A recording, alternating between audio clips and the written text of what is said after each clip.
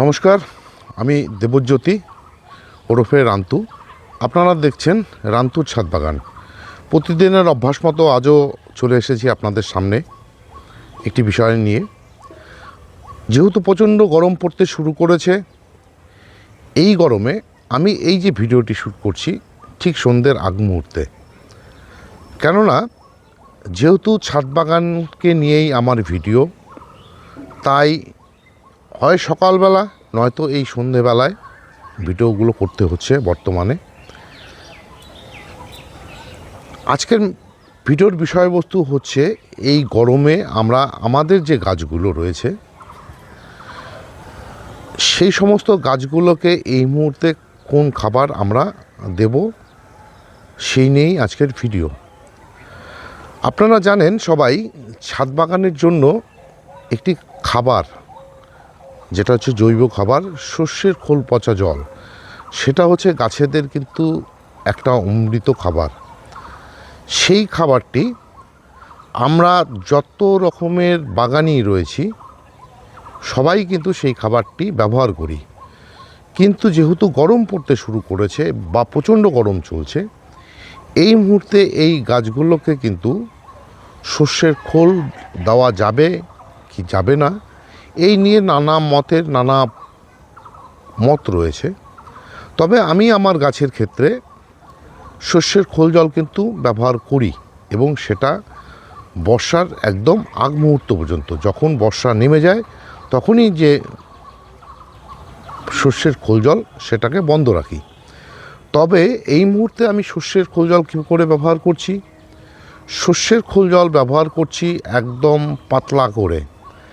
যেমন আগে 1 লিটার জলে, মানে 1 লিটার শস্যের খোল পচা জলের মধ্যে 10 লিটার জল মিশিয়ে গাছে গোড়াতে দিতাম। এখন কিন্তু সেটা করছি না।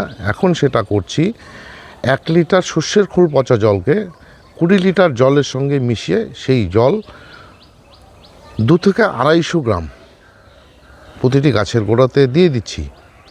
এবং যেহেতু এই গরম, সেই খাবারটি আমাকে দিতে হচ্ছে কিন্তু খুব সকালবেলায়। এবং সকালবেলায় গাছে দেওয়ার আগে গাছগুলোকে ভালো করে স্নান করিয়ে নিচ্ছি।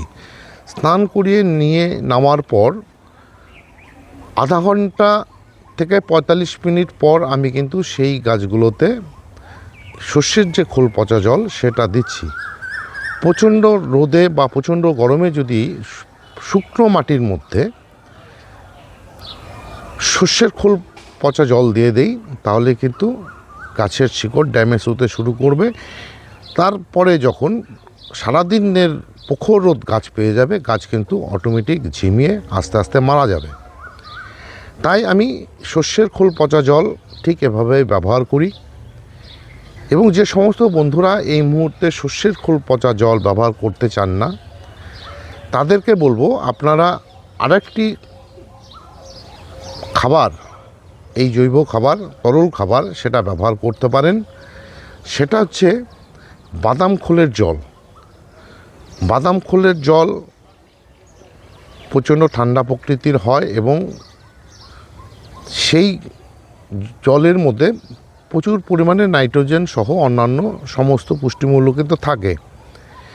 গরমের মধ্যে শস্যের খোলের বদলে অনেকেই বাদাম খোলের জল ব্যবহার করেন এবং সেটা ভালো। এবার বাদাম খোলের জলের মধ্যে আরেকটি সমস্যা হয়, বাদাম খোল যেহেতু মিষ্টি বা মিষ্টতা রয়েছে, সেই জল ব্যবহার করলে সেই গাছের গোড়াতে কিন্তু পিঁপড়া হওয়ার একটা সম্ভাবনা থাকে। তার জন্য বাদাম খোলের সঙ্গে যদি নিম খোল কিছুটা ভিজিয়ে দেওয়া যায়, তাহলে কিন্তু ওই যে পিঁপড়ে ধরার যে সমস্যা সেটা কিন্তু থাকে না। তাহলে কি হলো, আমরা শস্যের খোল জল ব্যবহার করতে পারবো, বাদাম খোল ব্যবহার করতে পারবো, কিন্তু তার কিছুটা নিয়ম পরিবর্তন করে নিয়ে। 3 নম্বর যেই তরল খাবারটি এই মুহূর্তে দেওয়া যাবে, বিশেষ করে সেই তরল খাবারটি সবজি গাছের জন্য এবং ফল গাছের জন্য ভালো, সেটা হচ্ছে কিচেন লিকুইড কম্পোস্ট। আমরা বাড়িতে যে সমস্ত সবজি কেটে থাকি, মানে কাটাকুটা করে থাকি, তার যে উচ্ছিষ্ট অংশ, মানে যে সবজির যে খোসাগুলো, সেই সমস্ত খোসাগুলোকে যদি আমরা বেশ কিছুদিন জলের মধ্যে পচিয়ে নিয়ে সেই জলটি গাছে ব্যবহার করতে পারি, তবে কিন্তু এই গরমের মধ্যে সেই যে খাবারটি খুব একটা ভালো খাবারে পরিণত হয়। এতক্ষণ যে লিকুইড খাবারগুলির কথা বললাম, সর্ষের খোল, বাদাম খোল এবং কিচেন লিকুইড কম্পোস্ট, এই সমস্ত খাবারগুলো কিন্তু এই গরমের মধ্যে আপনারা গাছগুলোতে 15 দিন অন্তর অন্তর ব্যবহার করবেন। যেহেতু গরমের মধ্যে অনেকেই সর্ষের খোল, বাদাম খোল বা কিচেন লিকুইড কম্পোস্ট দিতে চায় না, তবে বাদাম খোল যেহেতু ঠান্ডা প্রকৃতির একটি তরল খাবার, সেটা কিন্তু গরমের মধ্যে দেওয়া যায়। আবার সর্ষের খোল এবং যে কিচেন লিকুইড কম্পোস্ট, এই সমস্ত তরল খাবারগুলো কিন্তু আপনারা বৃষ্টির দিনে একদমই দেবেন না। যেটা বাদাম খোলের ক্ষেত্রে দেওয়া যায়, বৃষ্টির দিনে বলতে বৃষ্টির মধ্যে না দিয়ে, বৃষ্টি হয়ে যাওয়ার পর 2 ঘন্টা পরে আপনারা কিন্তু বাদাম খোলগুলো ব্যবহার করতে পারবেন। সবাই এই খাবার দিতে গিয়ে নানা রকম বাদ বিচার করে অনেকে অনেক খাবার দেন না। তাদের কথা চিন্তা করে আমি বলবো, এই মুহূর্তে আপনারা গাছগুলোতে একটি খাবার দিতে পারেন মাসে একবার করে, সেটা হচ্ছে জিয়ার দানা। জিয়ার দানা কি? জিয়ার দানা হচ্ছে একটি জৈব উপাদান, যেই উপাদানগুলো দেখতে অনেকটা গ্রানুলস প্রকৃতির, দানা প্রকৃতির। সেই সমস্ত জিয়ার দানা, মানে বিভিন্ন কোম্পানির জিয়ার দানা হয়ে থাকে, সেই সমস্ত কোম্পানির জিয়ার দানা যদি আপনারা আপনাদের গাছে প্রতি মাসে 1 চামচ, মানে 5 গ্রাম করে যদি দিয়ে দিতে পারেন, তাহলে কিন্তু গাছের আর অন্য কোনো খাবার দেওয়ার প্রয়োজনীয়তা আসে না। মানে যে সমস্ত বাগানিরা আপনারা সর্ষের খোল জল, বাদাম খোল জল, কিচেন কম্পোস্ট, লিকুইড কম্পোস্ট দিতে চাইছেন না, তাদেরকে বলবো যে আপনারা এই জিয়ার দানাটি ব্যবহার করতে পারেন। কারণ এই জিয়ার দানার মধ্যে গাছের জন্য যে 14টি পুষ্টিমূল্য দরকার, সে সমস্তগুলো কিন্তু থাকে। এই মুহূর্তে আমরা আরেকটা কী করতে পারি না, যেটা কেউই ব্যবহার করি না, সেটা হচ্ছে এনপিকে। এনপিকে কি? এনপিকে হচ্ছে নাইট্রোজেন, ফসফরাস এবং পটাশিয়াম। আমরা এনপিকে কেন ব্যবহার করতে চাই না? যেহেতু এনপিকে রাসায়নিক একটি খাবার, কিন্তু কিছু কিছু গাছের ক্ষেত্রে এনপিকে আমাদেরকে ব্যবহার করতে হয়, এবং তার যে পরিমাপ, তার যে ব্যালেন্স হিসাবে আমরা এনপিকে এই গরমেও ব্যবহার করতে পারি। সেটা হচ্ছে, একটি হচ্ছে ব্যালেন্স এনপিকে, সেটা হচ্ছে 19-19-19 অথবা 20-20-20 বা 18-18-18, এই সমস্ত যে ব্যালেন্স এনপিকে, এই সমস্ত ব্যালেন্স এনপিকে কিন্তু আমরা ছোট গাছের থেকে বড় গাছ পর্যন্ত সমস্ত গাছেই ব্যবহার করতে পারি এই গরমের মধ্যেও। আর একটি ব্যবহার করা যায় এনপিকে, সেটা হচ্ছে পটাশিয়ামযুক্ত যে সমস্ত এনপিকে, যেমন 13-0-45, 00-50, মানে সালফেট অফ পটাশ। এই সমস্ত কিন্তু আমরা বিশেষ করে গরমের জন্য গাছেদের ভালো রাখতে গেলে আমাদেরকে পটাশিয়াম ব্যবহার করতেই হবে। তাই আমরা এই গরমের মধ্যেও পটাশিয়াম কিন্তু আমরা ব্যবহার করতেই পারি।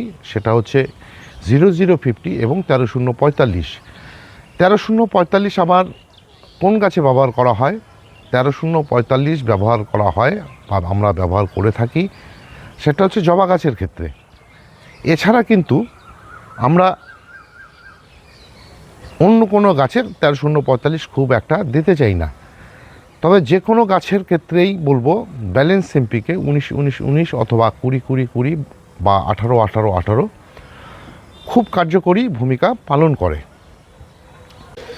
13-0-45, 00-50, যেহেতু এই সমস্ত খাবার সমস্ত হচ্ছে রাসায়নিক, তাই আপনারা এই খাবারগুলো গরমের মধ্যে যেহেতু দিতেই হবে, আপনারা টবের মাটিতে না দিয়ে আপনারা গাছগুলোতে স্প্রের মাধ্যমে দিয়ে দেবেন। এছাড়া যারা টবের মাধ্যমে বা টবের মধ্যে এই এনপিকে যুক্ত খাবার দিতে চান, আপনারা 10-26-26 যে খাবারটি রয়েছে সেই খাবারটা কিন্তু আপনারা গাছের গোড়াতে মানে গাছের মাটিতে কিন্তু দ্বিধায় দিয়ে দিতে পারেন। কারণ 10-26-26 যেমন নাইট্রোজেনের সোর্স রয়েছে, ফসফরাসের সোর্সও রয়েছে, ঠিক তেমন রয়েছে পটাশিয়ামের সোর্স।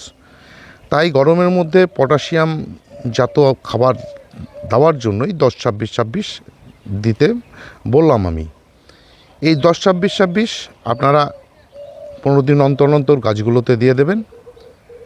তাহলেই দেখবেন আপনাদের গাছ পটাশিয়ামের যে অভাব, ফসফরাসের যে অভাব, সেটা গাছগুলোতে হবে না, ফল ফুল অনেকটাই বৃদ্ধি পাবে।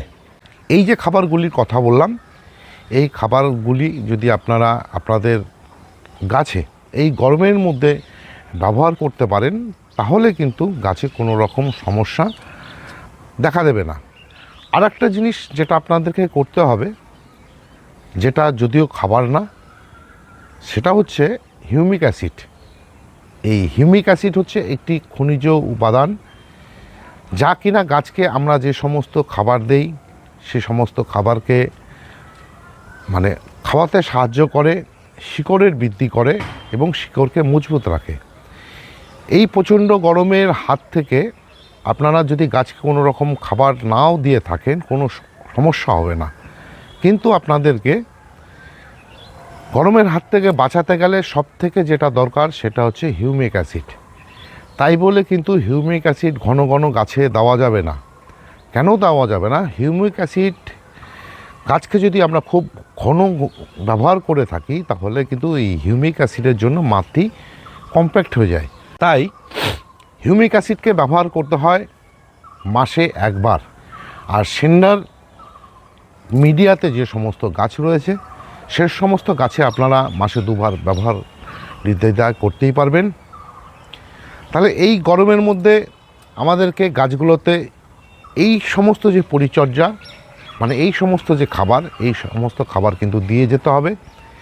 এবং যে সমস্ত গাছে বর্তমানে ফুল ফল রয়েছে সে সমস্ত গাছে আমরা আরেকটা জিনিস দিতে পারি, সেটা হচ্ছে সিউইড মিশ্রিত কোনো অনুখাদ্য।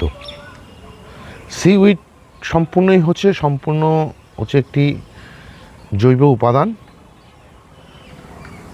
সেই জৈব উপাদান দ্বারা গঠিত যে মাইক্রোনিউট্রেন, সেই মাইক্রোনিউট্রেন কিন্তু আমরা আমাদের এই গাছগুলোতে দিয়ে যেতে পারি। বা এবং সিউইডের একটা ডাস্ট ফর্মে পাওয়া যায়, দানা আকারে পাওয়া যায়, সে সমস্তগুলো যদি আমরা ব্যবহার করি তাহলেও কিন্তু ঠিক একই রকম কাজ করে। তাহলে আপনারা বুঝতে পারলেন বর্তমানে এই যে গরমের হাত থেকে গাছগুলোকে বাঁচাতে গেলে আমাদেরকে কোন কোন খাবার প্রদান করতে হবে এবং কোন কোন খাবার প্রদান করা যাবে না। এই ছিল আজকের ভিডিওটি যদি ভালো লেগে থাকে তাহলে একটি লাইক দেবেন, কমেন্ট করবেন। আর আমার চ্যানেলটি যদি সাবস্ক্রাইব করা না থাকে তাহলে চ্যানেলটি অবশ্যই সাবস্ক্রাইব করে নেবেন। কেননা প্রতিদিনের অভ্যাস মতো আমি কি করি, আমার এই যে চ্যানেলে, সেই চ্যানেলে কোনো না কোনো ভিডিও আপলোড করেই থাকি বিভিন্ন কাজ সংক্রান্ত বিষয়ের উপরে। সেই সমস্ত ভিডিও দেখতে চাইলে বা পেতে চাইলে আমার এই যে চ্যানেল, এই চ্যানেলটিকে সাবস্ক্রাইব করে নিতে হবে। সবাইকে অশেষ ধন্যবাদ এবং শুভেচ্ছা জানিয়ে আজকের এই ভিডিও শেষ করছি। সবাই ভালো থাকবেন, সুস্থ থাকবেন, সবুজের সাথে থাকবেন। ধন্যবাদ।